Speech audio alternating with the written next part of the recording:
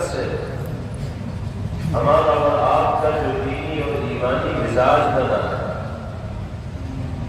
نیکیوں کی طرف رغبت کے جو جذبات ہم اپنے قلوب کے اندر محسوس کر رہے ہیں، گناہوں سے کسی درجہ تنفر ہمیں اس ماہ مبارک کی برکت سے جو محسوس ہوا ہے، اللہ تعالیٰ طاعات کی جانب اعلان اور عبادات کی جانب رغبت کے اس جذبات کو مزید جلا پیدا فرمائے، مزید جلا نصیب فرمائے، اور گناہوں سے اللہ رب العزت والجلال ہم سب کو مکمل طور پر تنفر عطا فرمائے، دوری عطا فرمائے۔ آپ حضرات جانتے ہیں کہ عید الفطر کا یہ مبارک موقع اللہ کی جانب سے اہل ایمان کے لیے نیکیوں، حسنات اور طاعات کے جائزے اور بدلے کا موقع، جن خوش نصیب ایمان والوں نے ماہ مبارک کی قدر کی ہے، نمازوں کی پابندی کا اہتمام کیا ہے، روزوں کو روزوں کی طرح رکھنے کی کوشش کی ہے، اللہ رب العزت والجلال کی جانب سے آج تمام ایمان والوں کے لیے جائزے کا، بدلے کا اور انعام کا فیصلہ ہونا، اور ہم سب اسی انعام کو حاصل کرنے کے لیے اس میدان کے اندر جمع ہوا۔ اللہ تعالی ہم سب کو انعام حاصل کرنے والوں کی صفوں میں شامل فرمائے، اور ان خوش نصیب اور کامیاب انسانوں میں باری تعالی ہمارا نام لکھے جو اللہ کی جانب سے تقسیم کیے جانے والے انعامات کے مستحق قرار دیے جائیں۔ وہ حدیث پاک جو جناب رسول اللہ صلی اللہ تعالی علیہ وسلم نے عید الفطر کے یوم الجائزہ اور یوم الانعام ہونے کے حوالے سے حضرات صحابہ کرام رضوان اللہ علیہ اجمعین کے سامنے بیان فرمائی ہے، وہ اس موقع پر ہر مومن کو اپنے پیش نظر رکھنا چاہیے۔ اس سے اندازہ ہوگا کہ باری تعالیٰ کس درجہ اپنے بندوں کے لیے کریمانہ شان رکھنے والا ہے، اور کس طرح اللہ رب العزت والجلال اپنے بندوں کے لیے عفو و درگزر اور مغفرت کا فیصلہ فرمانے والا ہے۔ بارہا وہ حدیث پاک آپ نے سنی ہوگی کہ عید الفطر کے دن اللہ رب العزت والجلال کے حکم سے راستوں کے کناروں پر، مختلف چوراہوں پر، مختلف مقامات پر فرشتوں کو معمور کیا جاتا ہے، کھڑا کرایا جاتا ہے، اور وہ فرشتے یہ اعلان کرتے ہیں کہ آؤ اللہ کی رضا کی جانب۔ امت مسلمہ کے ہر فرد کو مخاطب کرتے ہوئے یہ کہتے ہیں کہ آؤ اللہ کی بارگاہ میں سجدریز ہونے کے لیے، آؤ اجتماعی طور پر اللہ رب العزت والجلال کی عبادت کے لیے۔ اہل ایمان کو فرشتوں کی طرف سے راغب کیا جاتا ہے اللہ کی بارگاہ میں سجدریز ہونے کے لیے، اللہ کی عبادت کے لیے۔ اسی درمیان باری تعالیٰ کی جانب سے فرشتوں سے سوال ہوتا ہے کہ وہ مزدور، وہ اجیر کہ جنہوں نے اپنا کام پورا کیا ہے، اپنی ذمہ داری صحیح طور پر نبھائی ہے، ان کو کیا مزدوری دی جائے، ان کو کیا بدلہ دیا جائے؟ تو فرشتوں کی طرف سے جواب دیا جاتا ہے کہ الہ العالمین، جس مزدور نے، جس اجیر نے اپنی ذمہ داری کو مکمل طور پر ادا کیا ہے، اس کو پورا بدلہ ملنا چاہیے۔ اللہ رب العزت والجلال کو جائزے کے لیے، انعام کے لیے اور بدلہ دینے کے لیے تیار ہے ہی، وہ تو اتمام حجت کے طور پر فرشتوں سے دریافت فرماتے ہیں، سوال فرماتے ہیں۔ چنانچہ اس کے فوراً بعد اللہ کی طرف سے اعلان ہوتا ہے، فرشتوں کو مخاطب کر کے باری تعالیٰ ارشاد فرماتے ہیں کہ تم سب گواہ رہو، میں آج اپنے ان تمام ایمان والے بندوں کے لیے مغفرت و معافی اور بخشش کا فیصلہ کرنے والا ہوں جنہوں نے ماہ مبارک کی قدردانی کی ہے اور رمضان کے مبارک مہینے کو شریعت و سنت کے مطابق گزارنے کی کوشش کی۔ پھر اللہ تعالیٰ اہل ایمان کی جانب مخاطب ہوتے ہیں اور باری تعالیٰ کی جانب سے اہل ایمان کو یہ پیغام دیا جاتا ہے کہ آج تم مانگو جو تمہیں مانگنا ہے، سوال کرو اپنی آخرت کی کامیابی کے لیے، سوال کرو اپنی دنیا کی کامیابی کے لیے۔ جو مطالبہ تمہاری طرف سے ہوگا آج میری جانب سے تمہارے مطالبات کو پورا کیا جائے گا، تمہاری مرادیں پوری کی جائیں گی۔ یہ جائزے کا دن ہے، بدلے کا دن ہے، خوشی کا دن ہے۔ اللہ رب العزت والجلال کا ہم جتنا بھی شکر ادا کریں کم ہے کہ اس نے ہم جیسے گنہگاروں کو یہ موقع عطا فرمایا کہ ہم اس وسیع و عریض میدان میں اللہ کی جانب سے تقسیم کیے جانے والے انعام کو حاصل کرنے کے لیے جمع ہو گئے۔ باری تعالیٰ ہم میں سے کسی کو محروم نہ فرمائے اور ہم سب کو ہمارے حصے کے بقدر جائزے سے اور انعام سے اللہ رب العزت والجلال مالا مال فرمائے۔ لیکن اس کے ساتھ ساتھ ہم سب کو یہ بھی سمجھنا چاہیے کہ جو سبق رمضان کی تربیت اور ٹریننگ کے ذریعے اہل ایمان کو دیا جانا مقصود ہے، وہ پورے سال اور پوری زندگی ہمارے روز و شب میں، ہماری صبح و شام میں، ہمارے اعمال میں، ہماری زندگی میں نمایاں ہونا چاہیے، ظاہر ہونا چاہیے۔ جن جذبات کے ساتھ ماہ مبارک میں ہم نے روز و شب گزارے ہیں، جن دلچسپیوں کے ساتھ نمازوں کا اہتمام کیا ہے، قرآن کی تلاوت کا جو شغف اللہ رب العزت والجلال نے ماہ مبارک میں ہمیں عطا فرمایا ہے، کوشش یہ کرنی ہے کہ یہ سلسلہ برقرار رہے، سال بھر ہی نہیں بلکہ پوری زندگی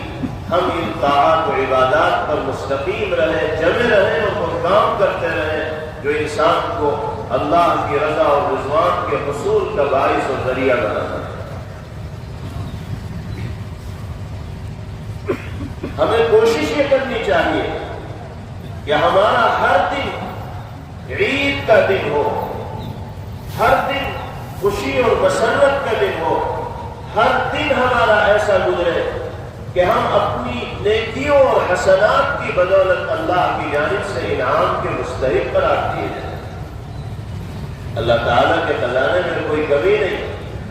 اور میرے مالک نے اپنے بندوں کو انعامات سے نوازنے کے لیے کوئی ایک دن ہی خاص نہیں فرمایا ہے کہ بس عید الفطر ہی میں انعامات سے نوازا جائے۔ اللہ کی رحمت کا دریا تو برابر بہہ رہا ہے اور مسلسل بہتا رہے گا۔ ہم جس دن چاہے اللہ کی رحمت کے دریا سے اپنے دامن کو بھر سکتے ہیں اور مکمل طور پر اللہ کی رحمتوں میں نہا سکتے ہیں، مگر شرط یہ ہے کہ ان تقاضوں پر عمل کرنا ہوگا جن تقاضوں پر عمل کے نتیجے میں انسان رحمت الہیہ کا مستحق قرار دیا جاتا ہے۔ چنانچہ سیدنا حضرت علی بن ابی طالب رضی اللہ تعالی عنہ یہ ارشاد فرمایا کرتے ہیں، عید الفطر کے موقع پر خاص طور پر آپ یہ بات بیان فرماتے تھے کہ ہمارا آج کا دن بھی عید کا ہے اور کل کا دن بھی ہمارا عید کا ہوگا، بشرطے کہ ہم اپنی زندگی کو گناہوں سے پاک کر لیں۔ پرسوں کا دن بھی ہمارا عید کا ہوگا، بشرطے کہ ہماری زندگی سے اللہ رب العزت والجلال کے احکامات و ہدایات کے خلاف پیغمبر علیہ السلام کی تعلیمات و ہدایات کے خلاف ہماری زبان سے کوئی جملہ نہ نکلے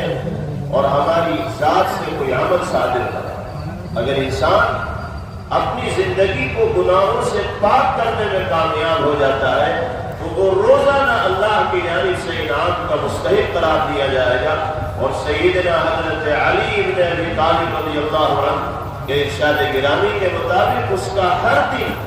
عید کا دن ہو۔ کتابوں میں خلیفہ دو سیدنا حضرت عمر فاروق رضی اللہ تعالیٰ عنہ کا واقعہ بھی ملتا ہے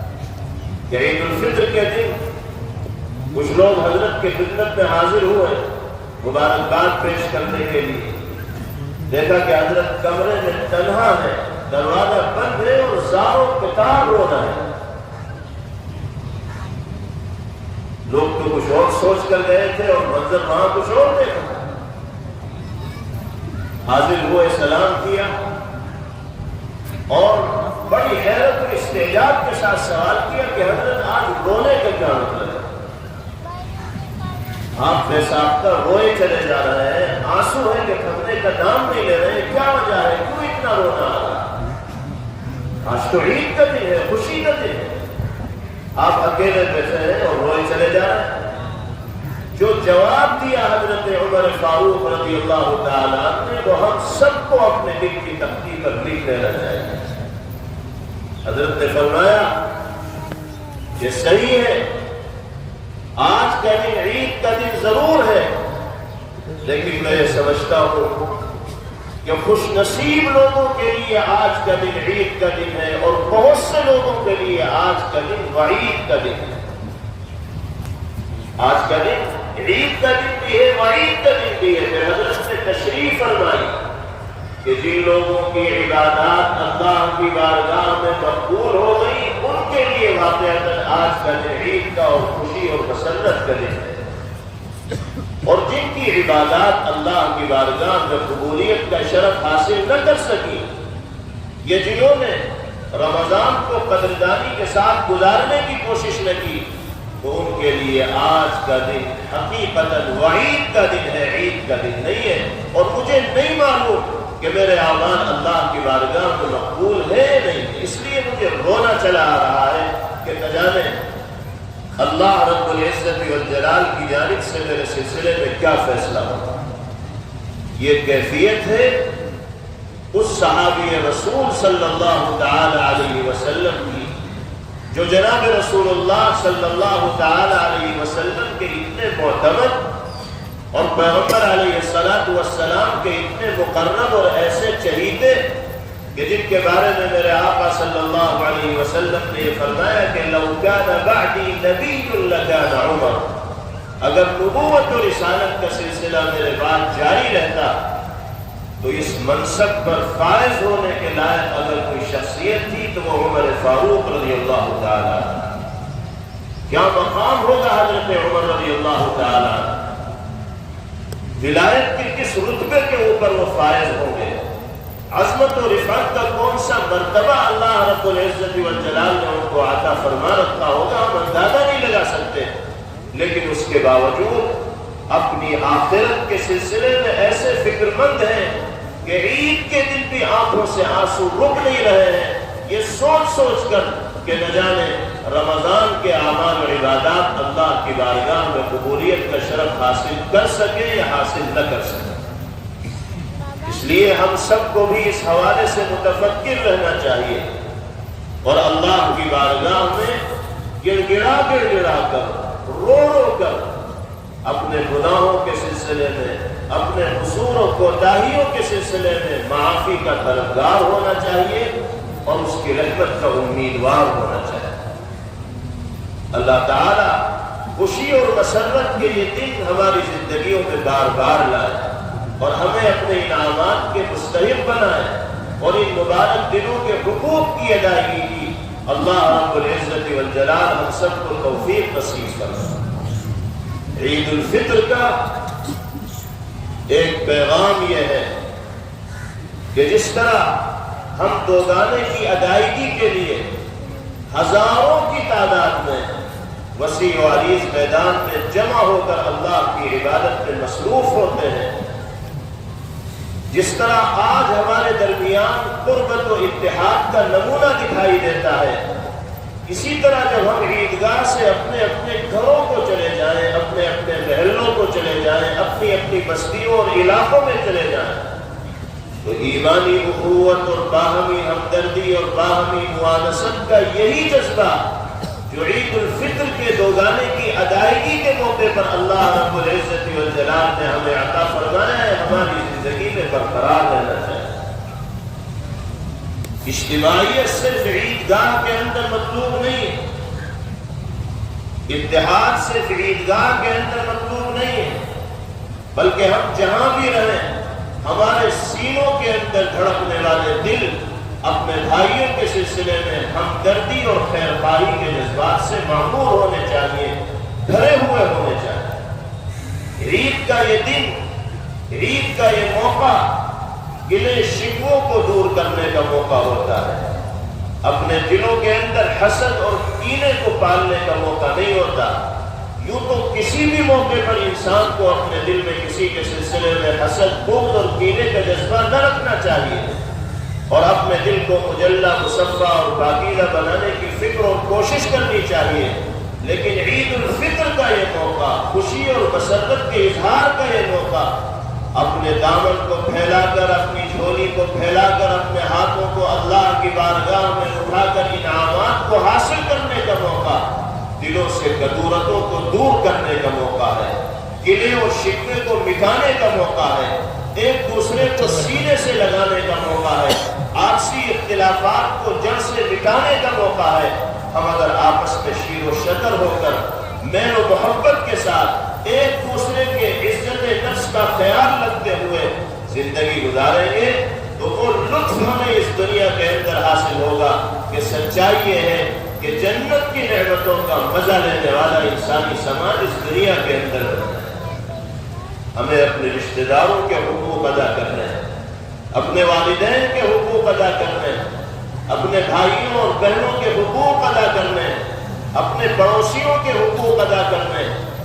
اپنی بستی والوں کے حقوق ادا کرنے ہیں، اپنے اسلامی بھائیوں کے حقوق ادا کرنے ہیں، بلکہ دنیا میں بسنے والے تمام انسانوں کے حقوق ادا کرنے ہیں۔ مذہب سے بالا تر ہو کر انسانیت کی بنیاد پر ہمیں تمام انسانوں کے حقوق کی ادائیگی کا جذبہ اپنے دل کے اندر رکھنا چاہیے، اور سب سے پہلا حق انسان کے ذمہ اللہ کے بعد انسانوں میں اگر کسی کا عائد ہوتا ہے تو وہ ماں باپ کا ہے، اور پھر رشتہ داروں کا ہے، جو جتنے زیادہ قریبی ہوں گے ان کا اتنا ہی بڑا حق ہوگا۔ جناب رسول اللہ صلی اللہ علیہ وسلم نے ارشاد فرمایا من احب ان یبسط له فی رزقی وینسأ له فی اثری فلیصل رحمہ، جو شخص یہ چاہتا ہو کہ اس کی عمر میں برکت ہو اور اس کی روزی میں فراخی اور وسعت ہو تو اسے اس دنیا میں رہتے ہوئے صلہ رحمی کا برتاؤ کرنا ہوگا، رشتہ ناتوں کو جوڑنا ہوگا، ایک دوسرے کے حقوق کی ادائیگی کی فکر کرنی ہوگی۔ صلہ رحمی سے عبارت اگر ہماری زندگی بن جائے گی تو ہم نبی کریم علیہ السلام کے ارشاد گرامی کے مطابق اپنی عمر میں برکت پانے والے بھی ہوں گے، اور روزی میں فراخی اور وسعت کا فیصلہ بھی اللہ پاک کی جانب سے ہمارے اور آپ کے حق میں ہو جائے۔ اس لیے ہم سب کو یہاں سے یہ عہد کر کے جانا ہے کہ انشاءاللہ اپنے دلوں کا تزکیہ کریں گے، اور ہر طرح کے حسد، کینے اور بغض کے جذبات سے اپنے دلوں کو پاک کریں گے، اور باہمی محبت و اخوت و ہمدردی کے جذبات کے ساتھ اس دنیا میں جب تک زندگی رہے گی زندگی گزارنے کی انشاءاللہ کوشش کریں۔ اور آخری بات یہ ہے کہ عید الفطر کے موقع پر اہل ایمان کا یہ بڑا اجتماع شیطان کو بہت کھلتا ہے۔ احادیث طیبہ سے معلوم ہوتا ہے کہ عید الفطر کے موقع پر شیطان مارا مارا گھومتا ہے، شور مچاتا پھرتا ہے، واویلے کرتا ہے۔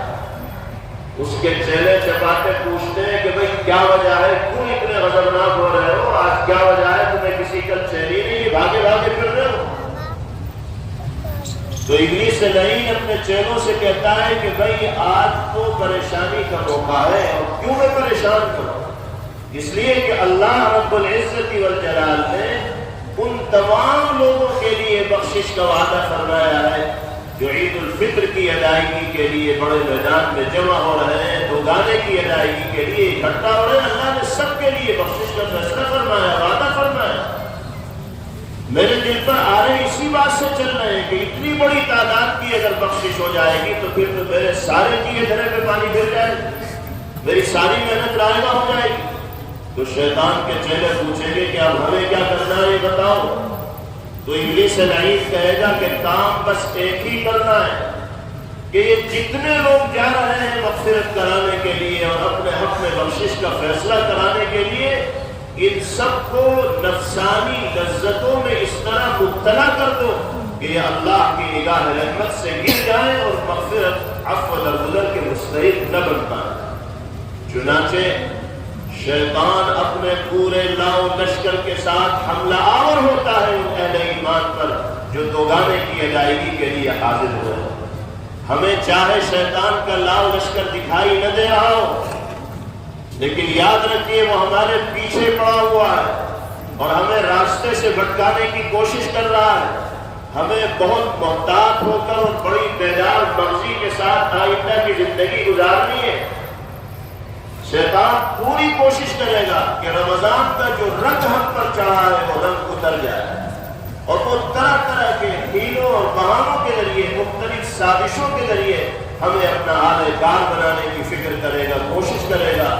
اگر ہمارے بدن میں ذرا بھی کمزوری آئی تو ہم شیطان کی سازشوں کا اللہ نہ کرے شکار ہو جائیں گے اور اللہ کی نگاہ رحمت سے محروم ہو جائیں گے۔ دیکھنے میں یہ آتا ہے کہ عید کے دن میں خوشی اور مسرت کے اظہار میں ہمارے بہت سے بھائی حدود کو تجاوز کر جاتے ہیں اور عید کی خوشیوں میں اتنا مگن ہوتے ہیں کہ پھر انہیں نمازوں کی بھی فکر نہیں رہتی۔ پھر تھیٹروں میں لائن لگتی ہے، نئی نئی فلمیں عید کے دن ریلیز ہوتی ہیں، اس لیے کہ ان کو بھی پتا ہے کہ سب چھوٹے ہوئے ہیں اور ایک مہینے کے بعد شیطان کی ڈور ڈھیلی ہوئی ہے، اس لیے فلم ریلیز کرو تو اس میں سینکڑوں اور ہزاروں لوگ چلے جاتے ہیں۔ ابھی رمضان گزرا، عید آئی تو گناہوں کے جو مناظر ہوتے ہیں وہاں بھی بھیڑ ایسی اکٹھی ہوتی ہے کہ جس کا تصور نہیں کیا جا سکتا، اندازہ نہیں لگایا جا سکتا۔ میرے بھائیوں بزرگوں، ہمیں اپنے نفس پر قابو پانا ہے اور کسی بھی گناہ کی طرف اگر طبیعت مائل ہو تو یہ سمجھنا ہے کہ شیطان ہم پر پورے طور پر کام کر رہا ہے اور جو رمضان کا رنگ ہمارے اوپر چڑھا ہے اس کو ہٹانے کی اور کمزور کرنے کی کوشش کر رہا ہے۔ نفس کو دبایا جائے گا اور گناہوں سے اپنے آپ کو بچایا جائے گا۔ خاص طور سے میں اپنے نوجوان بھائیوں سے بڑی دردمندانہ گزارش کرنا چاہتا ہوں کہ آپ قوم کا نہایت قیمتی سرمایہ ہے، قوم کا مستقبل ہے، آپ ہی کے کاندھوں پر ذمہ داری آگے چل کر آنے والی ہے اور سب سے زیادہ نشانہ شیطان آپ ہی کو بناتا ہے۔ آپ اگر ہوش کے ناخون لیں گے اور اپنے بڑوں اور بزرگوں کی رہنمائی میں زندگی گزاریں گے اور ہر طرح کی برائی سے بچنے کا جذبہ آپ کے دل کے اندر ہوگا تو انشاءاللہ آپ ہی کے ذریعے اللہ رب العزت والجلال سماج و معاشرے میں دینی انقلاب اور بدلاؤ کی فضا بھی پیدا کرے۔ آج نوجوانوں میں بہت سی خرابیاں دیکھنے کو ملتی ہیں، خاص طور پر نشہ بہت کثرت کے ساتھ نوجوانوں میں عام ہو رہا ہے۔ اب صرف شراب نوشی کے ذریعے ہی نشہ نہیں ہو رہا ہے، اب تو سگریٹ کے ذریعے بھی نشہ چل رہا ہے، انجیکشن کے ذریعے بھی نشہ چل رہا ہے۔ نشے کی گولیاں کھانے کے عادی ہو گئے ہیں نوجوان، ان کو 2 وقت کھانا نہ ملے برداشت کر لیں گے، لیکن ایک وقت ان کو گولیاں نہ ملے تو بے چین ہو گئے۔ جانتے ہیں کہ نشہ انسان کو جسمانی اعتبار سے بھی کھوکھلا کرتا ہے اور روحانی اعتبار سے بھی انسان کو اس کی موت مار دیتا ہے، لیکن اس کے باوجود جب انسان کسی برے شوق کا عادی بن جاتا ہے، کوئی لت اس کو لگ جاتی ہے تو اس کا چھوڑنا بہت مشکل ہوتا ہے۔ اللہ ہر طرح کی برائیوں سے